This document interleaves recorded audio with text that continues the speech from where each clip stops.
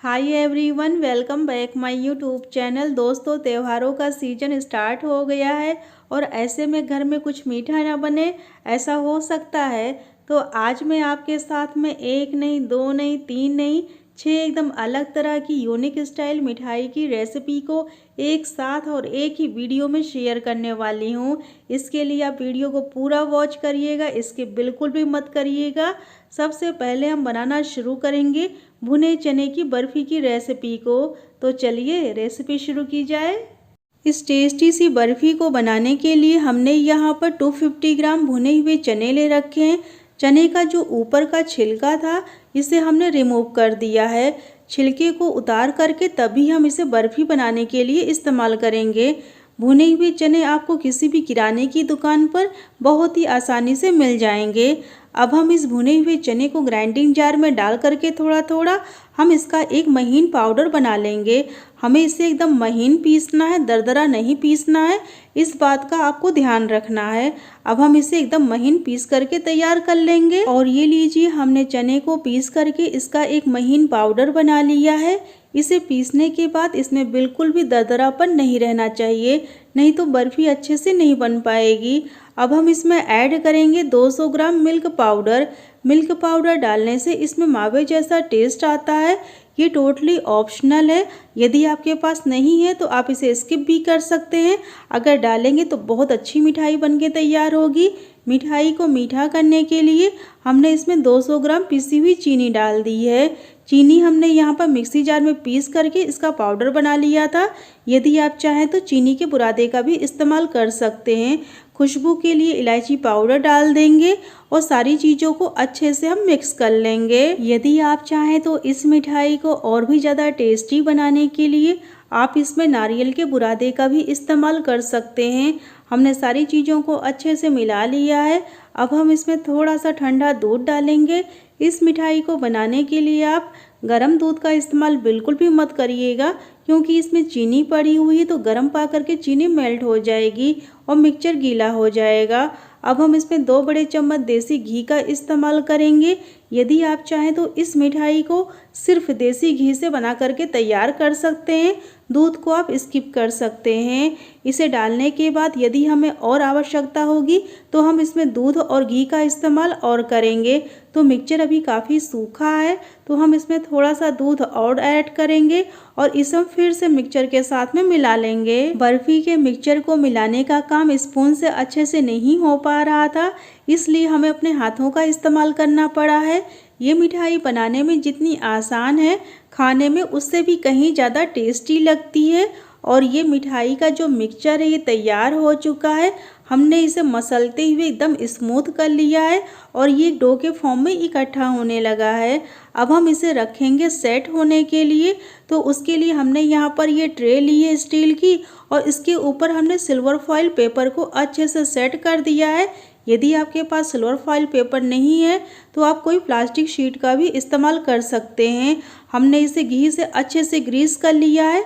आप घी या तेल किसी का भी इस्तेमाल कर सकते हैं इसे ग्रीस करने के लिए।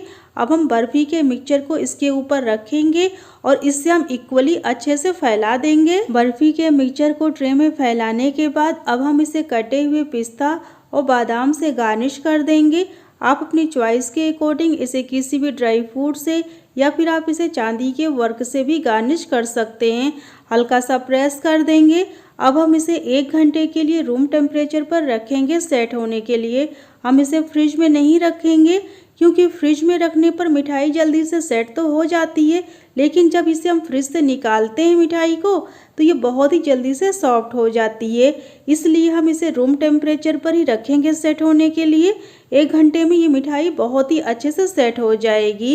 1 घंटे के बाद हम वापस फिर से मिलते हैं और ये बर्फ़ी 1 घंटे के बाद देखिए बहुत ही अच्छे से सेट हो गई है। तो अब हम इसके पीस कट कर लेंगे। हम इसे स्क्वायर शेप में काट रहे हैं। यदि आप चाहें तो इसे कतली का भी शेप दे सकते हैं। आप यदि चाहें तो इस मिक्सचर से लड्डू भी बना करके तैयार कर सकते हैं, पेड़ा भी बना सकते हैं। इसे आप कोई भी शेप दे सकते हैं। और ये बर्फ़ी देखिए बहुत ही अच्छे से सेट हुई है। अब हम इनकी प्लेटिंग कर लेंगे और ये भुने चने की टेस्टी सी बर्फ़ी हमारी बनके तैयार हो चुकी है खाने के लिए। जब आप इसे किसी को सर्व करेंगे तो कोई इसे जान ही नहीं पाएगा कि ये भुने हुए चने से बनी है, क्योंकि ये खाने में बहुत ही ज़्यादा यम्मी लगती है और देखने में तो ये टेम्पटिंग है ही। इस टेस्टी सी मिठाई को फटाफट बनाने के लिए सबसे पहले हम फटाफट एक रबड़ी बना के तैयार करेंगे। तो उसके लिए हमने यहाँ पर हाफ लीटर फुल फैट दूध ले रखा है। दूध हमने यहाँ पर नॉर्मल टेम्परेचर पर लिया है। अब हमने यहाँ पर 3 बड़े चम्मच गेहूं का आटा ले रखा है।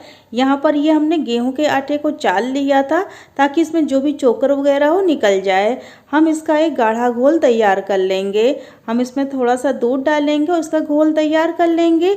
यदि आप चाहें तो पानी का भी इस्तेमाल कर सकते हैं घोल को तैयार करने के लिए। और ये घोल हमारा तैयार हो चुका है। घोल को तैयार करने के लिए आप बिल्कुल भी गर्म दूध का इस्तेमाल मत करिएगा, नहीं तो इसमें गुठलियाँ बन जाएंगी। आप नॉर्मल दूध का ही इस्तेमाल करिएगा।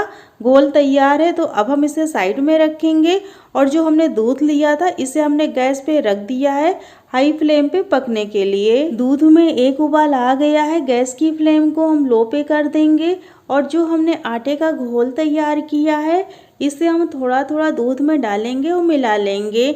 आटे का घोल डालने से दूध जल्दी से गाढ़ा हो जाएगा और रबड़ी फटाफट बनके तैयार हो जाएगी। यदि आप आटा नहीं डालना चाहते हैं तो आप पिसी हुई ब्रेड का भी इस्तेमाल कर सकते हैं दूध को गाढ़ा करने के लिए। उससे भी रबड़ी जल्दी से बनके तैयार हो जाती है। हमने आटे के घोल को अच्छे से मिला लिया है रबड़ी के साथ में। अब हम इसमें रंग के लिए ऐड करेंगे थोड़ा सा हल्दी पाउडर। यदि आप चाहें तो हल्दी पाउडर की जगह पर रंग के लिए आप फूड कलर या फिर केसर का भी इस्तेमाल कर सकते हैं। हल्दी हेल्दी ऑप्शन है, इसलिए हमने यहाँ पर हल्दी का इस्तेमाल किया है। हल्दी को भी हमने रबड़ी के साथ में अच्छे से मिला लिया है। रबड़ी को हमें धीमी आंच में और कंटिन्यू चलाते हुए पकाना है। तो रबड़ी हमारी काफ़ी थिक हो गई है। तो अब हम रबड़ी को मीठा करने के लिए हम इसमें टेस्ट के अकॉर्डिंग 100 ग्राम चीनी ऐड करेंगे। चीनी आपके टेस्ट के अकॉर्डिंग रहेगी, जैसा मीठा आप पसंद करते हो। चीनी डालने के बाद हमारी रबड़ी फिर से थोड़ा सा पतली होगी तो हम इसे फिर से पकाएंगे मीडियम टू लो फ्लेम पर कंटिन्यू चलाते हुए। और ये रबड़ी हमारी पक के तैयार हो चुकी है। अब हम गैस को ऑफ कर देंगे और रबड़ी को हम रख देंगे ठंडा होने के लिए। अब हम चलते हैं आगे के प्रोसेस के लिए। मिठाई को बनाने के लिए हमने यहाँ पर वाइट ब्रेड की 8 स्लाइस ले रखी है। इसका जो ये किनारे का लाल वाला भाग है इससे हम नाइफ से काट करके निकाल देंगे। यदि आप चाहें तो वाइट ब्रेड की जगह पर ब्राउन ब्रेड का भी इस्तेमाल कर सकते हैं। इस मिठाई को बनाने के लिए हम चारों तरफ से इसका जो लाल वाला भाग है इसे हम काट करके निकाल देंगे। इसे निकालने के बाद हम इसे सैंडविच की तरह काट करके तैयार कर लेंगे। ब्रेड के 2 पीस करने के बाद हम फिर से इसके 2 पीस करेंगे एक ब्रेड की स्लाइस में। इसी तरह से हम 2 छोटे छोटे टुकड़ों में काट करके सारी ब्रेड को तैयार कर लेंगे। और ये लीजिए हमने सारी ब्रेड को काट करके तैयार कर लिया है। अब हम इसे साइड में रखेंगे। और ये हमने दूध की फ्रेश मलाई ले रखी है 4 बड़े चम्मच। आप बहुत ज़्यादा पुरानी मलाई का इस्तेमाल मत करिएगा, 2-3 दिन की पुरानी मलाई का इस्तेमाल कर सकते हैं इस मिठाई को बनाने के लिए। हम इसमें काजू बादाम और थोड़े से कटे हुए पिस्ता ऐड कर देंगे। और रंग के लिए हमने इसमें 1 पिंच पिंक कलर डाला है। आप कोई भी कलर इस्तेमाल कर सकते हैं या फिर आप इसे बिना रंग के ही बना सकते हैं। अब हम सारी चीज़ों को अच्छे से मिला लेंगे। इन्हें मिलाने के बाद इसे मीठा करने के लिए हम इसमें 1 बड़ा चम्मच पिसी हुई चीनी ऐड करेंगे। चीनी को हम लास्ट में डालेंगे। चीनी को डालने के बाद इसे भी हम अच्छे से मिला लेंगे। अब हम मिठाई को बनाना शुरू करेंगे। अब हमने जो मलाई तैयार की है इससे हम सैंडविच के ऊपर स्पून की हेल्प से फैला देंगे और जो दूसरी ब्रेड है इसके ऊपर सेट कर देंगे। इसी तरह से हम सारे सैंडविच को बना के तैयार कर लेंगे। ये मिठाई खाने में बहुत ही ज़्यादा टेस्टी हो जाती है जब हम मलाई को इस तरह से लगाते हैं। इसी तरह से हम सारे सैंडविच को बना के तैयार करेंगे। हमने सारे सैंडविच को बना के तैयार कर लिया है। और जो हमने रबड़ी तैयार की थी ये भी अच्छे से ठंडी हो चुकी है और काफ़ी गाढ़ी हो गई है। ठंडी होने के बाद हम इसमें खुशबू के लिए कुटी हुई इलायची ऐड करेंगे। इलायची को हम लास्ट में डालेंगे, इससे खुशबू इसकी देर तक बनी रहती है रबड़ी में। मिला लेंगे। अब हम चलते हैं आगे के प्रोसेस के लिए। सारी तैयारी हो गई है तो अब बारी आती है मिठाई को सर्व करने की। तो तो हमने जो सैंडविच बना के रखे हुए हैं इससे हम प्लेट में इस तरह से अरेंज करेंगे और रबड़ी को हम सैंडविच के ऊपर अच्छे से डाल देंगे। सारे ही सैंडविच पर हम रबड़ी को अच्छे से डालेंगे। मिठाई हमारी बहुत ही अच्छी लग रही है। इस मिठाई को और भी ज़्यादा टेम्पटिंग बनाने के लिए इसे हम कटे हुए पिस्ता और सिल्वर बॉल से इसे हम गार्निश कर देंगे। आप अपनी चॉइस के अकॉर्डिंग इसे किसी भी ड्राई फ्रूट से गार्निश कर सकते हैं। इस मिठाई को बनाने के बाद आप इसे फ्रिज में रख दें, ठंडी हो जाए तब आप इसे खाएं तो ये खाने में और भी ज़्यादा टेस्टी लगती है। मैंगो बर्फी बनाने के लिए हमने यहाँ पर 2 बड़े साइज़ के पके हुए आम ले रखे हैं। वजन में नापेंगे तो ये 500 ग्राम आम है। सबसे पहले हम आम का छिलका उतार करके तैयार कर लेंगे। इसका छिलका उतारने के बाद हम आम का सारा पल्प अलग कर लेंगे। आम का छिलका उतारने से पहले हमने आम को साफ पानी से अच्छे से धुल लिया था। हम आम का सारा पल्प नाइफ से अलग कर लेंगे। बर्फ़ी बनाने के लिए आप अच्छी क्वालिटी के और पके हुए आम का ही इस्तेमाल करें। और ये लीजिए हमने आम का सारा पल्प अलग कर लिया है। अब हम ये मिक्सी ग्राइंडिंग जार लेंगे और आम के पल्प को हम इसमें ट्रांसफ़र कर लेंगे। इसे ट्रांसफ़र करने के बाद हम इसे अच्छे से ब्लेंड कर लेंगे। इसे पीसते समय हमें बिल्कुल भी पानी का इस्तेमाल नहीं करना है। अब हम चलते हैं आगे के प्रोसेस के लिए। हमने यहाँ पर ½ लीटर दूध को गैस पर रख दिया है गर्म होने के लिए। मिठाई बनाने के लिए आप फुल फैट दूध का इस्तेमाल करिएगा, इससे मिठाई अच्छे से बनके तैयार होती है। अब हम इसमें ऐड करेंगे 250 ग्राम नारियल का चूरा। इसे हम दूध के साथ में चलाते हुए मिक्स कर लेंगे। नारियल का चूरा आपको इजीली मार्केट में मिल जाएगा। नारियल के चूरे को दूध में मिलाने के बाद हम मिठाई को मीठा करने के लिए इसमें चीनी ऐड करेंगे। हम इसमें 3 बड़े चम्मच चीनी का इस्तेमाल कर रहे हैं। वजन में नापेंगे तो हमने 50 ग्राम इसमें चीनी का इस्तेमाल किया है। चीनी की मात्रा का हम विशेष ध्यान रखेंगे क्योंकि आम भी काफ़ी मीठा है, इसलिए हमें यहाँ पर चीनी की क्वांटिटी का ध्यान रखना है। और इस मिठाई को और भी ज़्यादा सुपर टेस्टी बनाने के लिए हम इसमें 1 बड़ा चम्मच घी का इस्तेमाल करेंगे। घी पूरी तरह से ऑप्शनल है, यदि आप चाहें तो इसे स्किप भी कर सकते हैं। हमने सारी चीज़ों को अच्छे से मिला लिया है। अब हम इसमें ऐड करेंगे पिसे हुए आम के पल्प को। आम के पल्प को हम थोड़ा थोड़ा मिठाई के मिक्सचर में डालेंगे और इसे हम मिलाते जाएंगे। एक बार में पूरा नहीं डालेंगे, थोड़ा थोड़ा डालेंगे और मिलाते जाएंगे। हमने आम के पल्प को अच्छे से मिला लिया है। अब हम इसमें ऐड करेंगे रंग के लिए येलो फूड कलर। ये पूरी तरह से ऑप्शनल है, यदि आप चाहें तो इसे स्किप भी कर सकते हैं या फिर आप फूड कलर की जगह पर हल्दी पाउडर का भी इस्तेमाल कर सकते हैं। मिठाई के मिक्सचर को हम धीमी आंच में और कंटिन्यू चलाते हुए पकाएंगे। इसे हम जल्दीबाजी में बिल्कुल भी हाई फ्लेम पे नहीं पकाएंगे, इस बात का हमें ध्यान रखना है। अब हम इसमें ऐड कर देंगे खुशबू के लिए इलायची पाउडर। इसे भी हम मिक्सचर के साथ में मिला देंगे। इस मिठाई को और भी ज़्यादा टेस्टी बनाने के लिए 1 बड़ा चम्मच हमने इसमें मिल्क पाउडर ऐड कर दिया है। इसे भी हम मिला लेंगे। ये मिठाई खाने में बहुत ही ज़्यादा टेस्टी होती है। जब आप इस मिठाई को खाएंगे घर में बना करके तो आपको इसमें मैंगो, मिल्क पाउडर और कोकोनट, ये तीनों फ्लेवर एक ही मिठाई में एक ही साथ मिलेंगे खाने को। और हमने जिस तरीके से इस बर्फ़ी को बताया है बनाना, बहुत ही ईजी है, इसे कोई भी बना सकता है बहुत ही आसानी से। और ये बर्फ़ी का मिक्सचर तैयार हो चुका है बर्फ़ी को जमाने के लिए। अब हम गैस को ऑफ कर देंगे। अब हम ये केक बनाने का केक टिन लेंगे और इसमें हम बर्फ़ी के मिक्सचर को ट्रांसफ़र कर लेंगे। यदि आपके पास इस तरह का केक टिन नहीं है तो आप कोई छोटा पतीला, थाली या फिर ट्रे का भी इस्तेमाल कर सकते हैं इस बर्फ़ी को जमाने के लिए। अब हम पूरे केक टिन में इक्वली अच्छे से फैला देंगे बर्फ़ी के मिक्सचर को। बर्फ़ी के मिक्सचर को फैलाने के बाद इसे हम रूम टेम्परेचर पर रखेंगे सेट होने के लिए। यदि आपको जल्दी है तो आप इसे फ्रिज में भी रख सकते हैं। फ्रिज में रखने पर मिठाई जल्दी से सेट तो हो जाती है, लेकिन जब हम मिठाई को बाहर निकालते हैं फ्रिज से तो मिठाई नम हो जाती है। इसलिए हम इसे रूम टेम्परेचर पर ही रखेंगे 5 से 6 घंटे के लिए सेट होने के लिए, या फिर ये जितनी देर में सेट हो जाए। 6 घंटे बाद देखिए हमारी बर्फ़ी बहुत ही अच्छे से सेट हो चुकी है। अब जो इसके किनारे हैं इससे हम नाइफ की हेल्प से अलग कर लेंगे। इसके किनारों को अलग करने के बाद डिब्बे के ऊपर हम एक प्लेट रखेंगे। इसे हम उल्टा करेंगे, हल्का सा प्रेस करेंगे। इसे प्रेस करने के बाद हम धीरे से डिब्बे को हटा लेंगे। और ये लीजिए बर्फ़ी हमारी बहुत ही अच्छे से सेट हुई है। अब हम इस बर्फ़ी को और भी ज़्यादा टेम्पटिंग बनाने के लिए इसे कटे हुए पिस्ता, बादाम और थोड़ा सा रंग बिरंगी टूटी फूटी से इसे हम गार्निश कर लेंगे। और ये हमारी सुपर टेस्टी मैंगो बर्फ़ी बनके तैयार है खाने के लिए। जब आप इस बर्फ़ी को बनाकर घर में खाएंगे तो आपको बहुत ही ज़्यादा तारीफ़ मिलेगी और मार्केट की बर्फ़ी खाना तो आप भूल ही जाएंगे। इसी बर्फ़ी की डिमांड आपसे बार बार होगी। गुलाब जामुन बनाने के लिए हमने हाफ केजी फ्रेश खोया ले रखा है। गुलाब जामुन बनाने के लिए आप ताज़े खोए का इस्तेमाल करिएगा, इससे गुलाब जामुन बहुत ही अच्छे से बनके तैयार होते हैं। अब हम एक बड़े साइज़ की परात या थाली लेंगे। इसमें हम खोए को डाल करके इसे हम हथेलियों से मसलते हुए स्मूथ कर लेंगे। ये प्रोसेस करना बहुत ही ज़रूरी है, इससे गुलाब जामुन अच्छे से बनके तैयार होते हैं। अब हम खोए में ऐड करेंगे 3 बड़े चम्मच मैदा। मैदा डालने से गुलाब जामुन में बाइंडिंग आती है।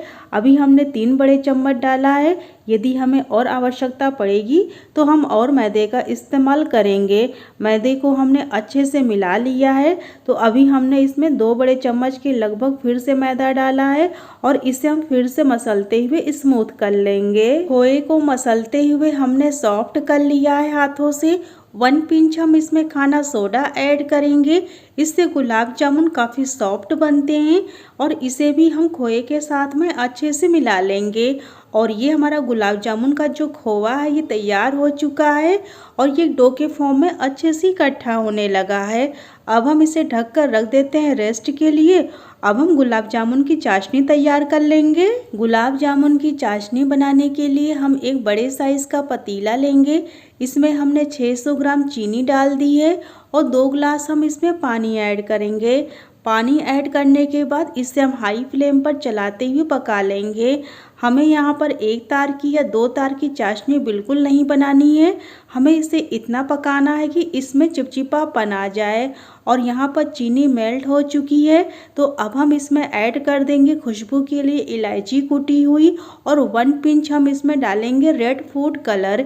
ये पूरी तरह से ऑप्शनल है, पर हलवाई लोग इसका इस्तेमाल करते हैं। यदि आप चाहें तो इसे आप स्किप भी कर सकते हैं। इससे हमारे गुलाब जामुन में अच्छा कलर आता है। और इसे डालने के बाद हम शीरे को अभी और पकाएंगे। चाशनी हमारी तैयार हुई है नहीं, इसके लिए इसे हम दोनों हाथ की उंगलियों में लेकर के इसे हम चेक करेंगे।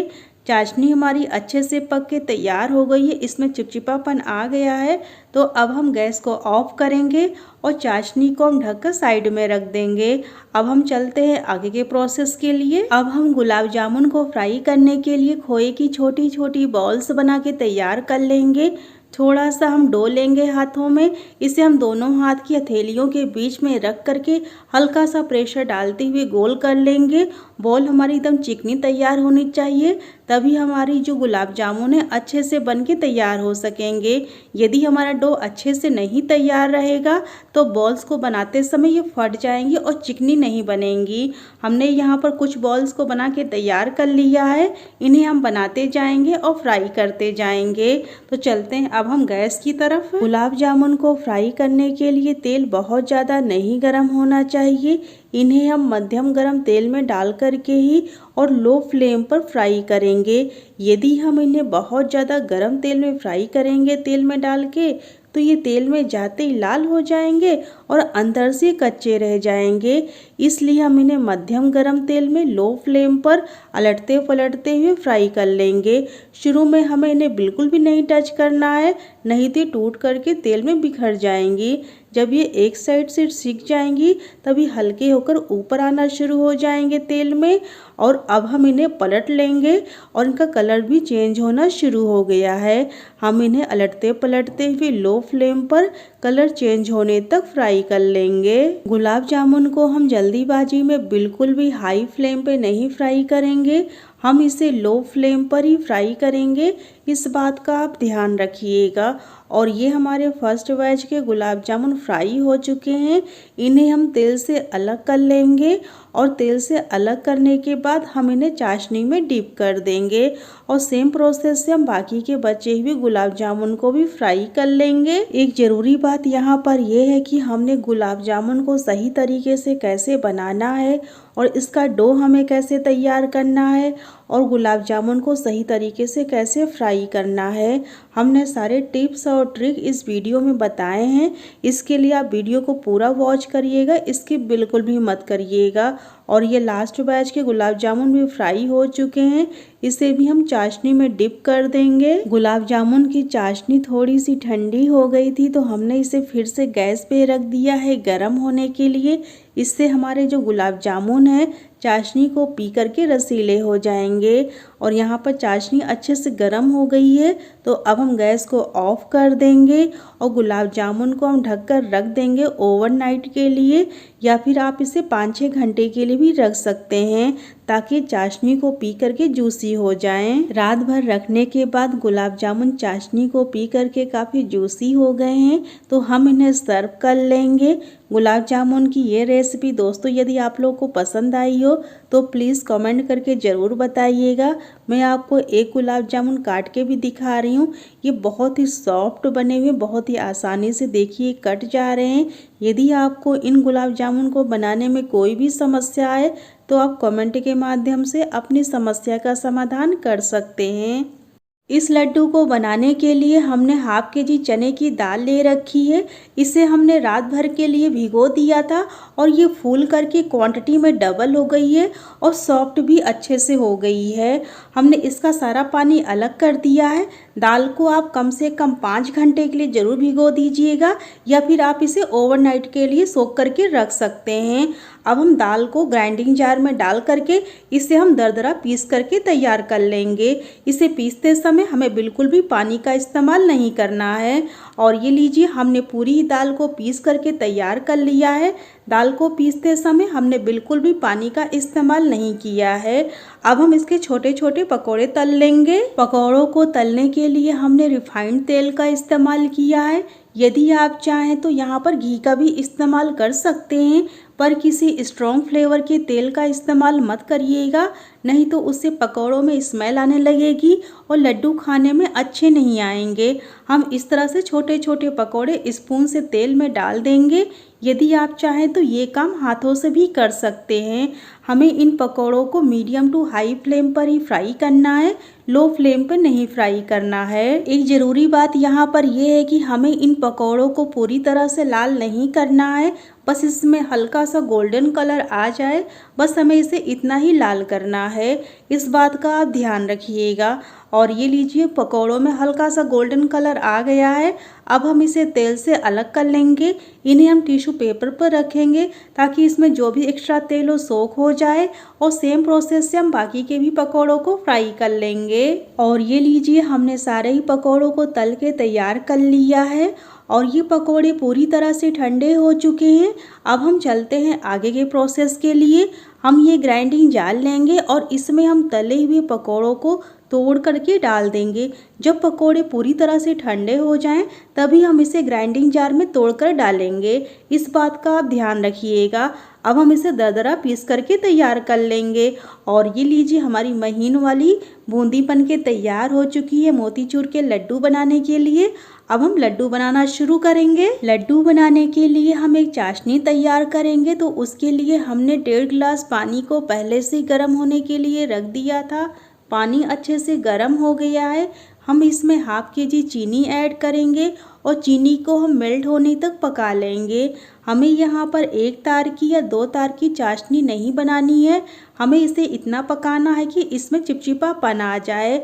लड्डू को कलरफुल बनाने के लिए हम इसमें डालेंगे 1 पिंच येलो फूड कलर। यदि आप चाहें तो ऑरेंज कलर का भी इस्तेमाल कर सकते हैं। कलर को हम अच्छे से चाशनी में मिला देंगे। चाशनी को हाई फ्लेम पर पकाते हुए लगभग 10 मिनट हो गए हैं। चाशनी को हम चेक कर लेंगे।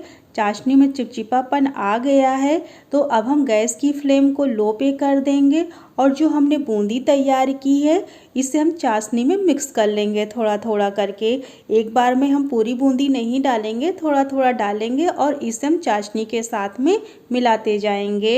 एक ज़रूरी बात यहाँ पर यह है कि जब आप चाशनी में बूंदी को मिलाएं तो गैस की फ्लेम को लो पे रखें या फिर गैस को ऑफ कर दें। बूंदी को मिलाने के बाद आप गैस को ऑन कर लीजिएगा।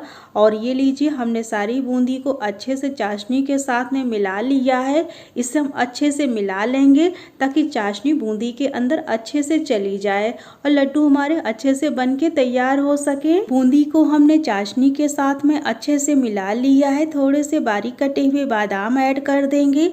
आप अपनी पसंद के कोई भी ड्राई फ्रूट्स ऐड कर सकते हैं। बादाम को भी अच्छे से मिला लेंगे लड्डू के मिक्सचर के साथ में। 2 बड़े चम्मच हम इसमें देसी घी ऐड करेंगे। यदि आप चाहें तो घी की क्वांटिटी को और बढ़ा भी सकते हैं।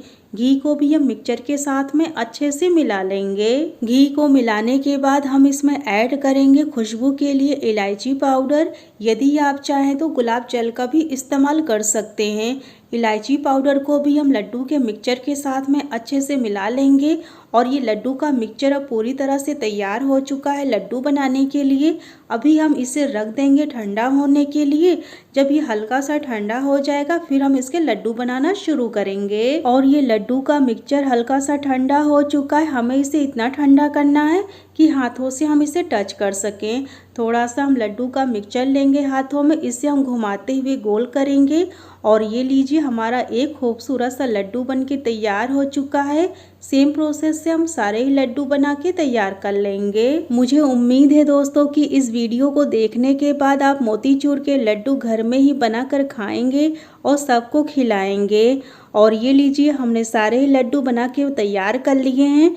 ये लड्डू देखने में जितने ज़्यादा टेम्पटिंग लग रहे हैं, खाने में भी उतने ही ज़्यादा टेस्टी हैं। दोस्तों, यदि आपको इन लड्डुओं को बनाने में कोई भी समस्या आए तो आप कमेंट के माध्यम से अपनी समस्या का समाधान कर सकते हैं। इस टेस्टी सी बर्फ़ी को बनाने के लिए हम एक भारी तले की कढ़ाई लेंगे और इसमें हमने डाल दिया है हाफ केजी फ्रेश खोया। खोया को डालने के बाद इसे हम चलाते हुए मेल्ट होने तक पका लेंगे। इस प्रोसेस में हम गैस की फ्लेम को लो ही रखेंगे, इस बात का आप ध्यान रखिएगा। और ये लीजिए, खोवा अच्छे से मेल्ट हो चुका है। अब हम इसमें ऐड करेंगे 250 ग्राम नारियल का चूरा, जिसे आप नारियल का बुरादा भी बोलते हैं।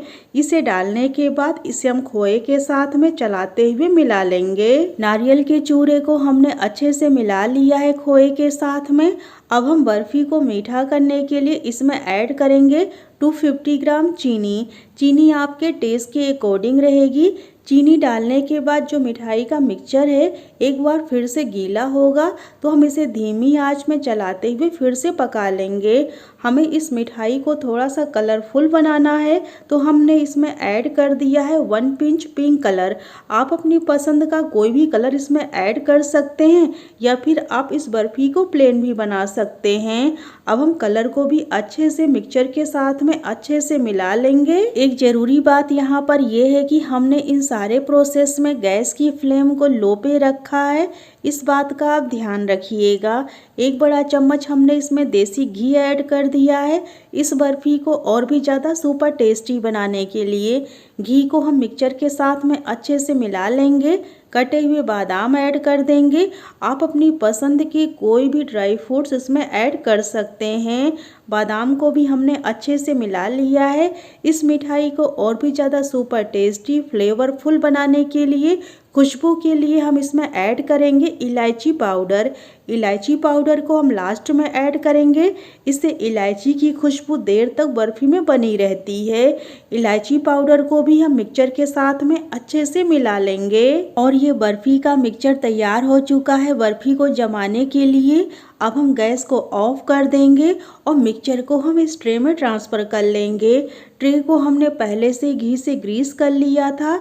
यदि आपके पास इस तरह की ट्रे नहीं है तो आप कोई थाली या फिर प्लेट का भी इस्तेमाल कर सकते हैं बर्फ़ी को जमाने के लिए। बर्फ़ी के मिक्सचर को ट्रे में ट्रांसफ़र करने के बाद हम इसे इक्वली पूरी ट्रे में अच्छे से फैला लेंगे। बर्फ़ी के मिक्सचर को ट्रे में फैलाने के बाद हम इसे रूम टेम्परेचर पर रखेंगे सेट होने के लिए। यदि आपको ज़्यादा जल्दी है तो आप इसे फ्रिज में भी रख सकते हैं सेट होने के लिए। हम इसे रूम टेम्परेचर पर रखेंगे लगभग 5 से 6 घंटे के लिए सेट होने के लिए, या फिर ये जितनी देर में सेट हो जाए। अब हम इसे ऐसे ही छोड़ देते हैं रूम टेम्परेचर पर सेट होने के लिए। और 6 से 7 घंटे बाद देखिए बर्फ़ी हमारी अच्छे से सेट हो चुकी है। अब हम बर्फ़ी के पीस काट करके तैयार कर लेंगे। बर्फ़ी को आप किसी भी शेप में काट सकते हैं। हम इसे बर्फ़ी की तरह स्क्वायर शेप में काट करके तैयार करेंगे। बर्फ़ी हमारी बहुत ही अच्छे से सेट हुई है, काटने से लग रहा है। देखिए बर्फ़ी बहुत ही अच्छे से सेट हुई है। बर्फ़ी को काटने के बाद हम इसकी प्लेटिंग कर लेंगे। बर्फ़ी को ट्रे में लगाने के बाद हमने इसे थोड़ा सा चांदी के वर्क और बादाम से गार्निश कर दिया है और ये बाजार जैसी बर्फ़ी हमारी घर में बनके तैयार हो चुकी है खाने के लिए।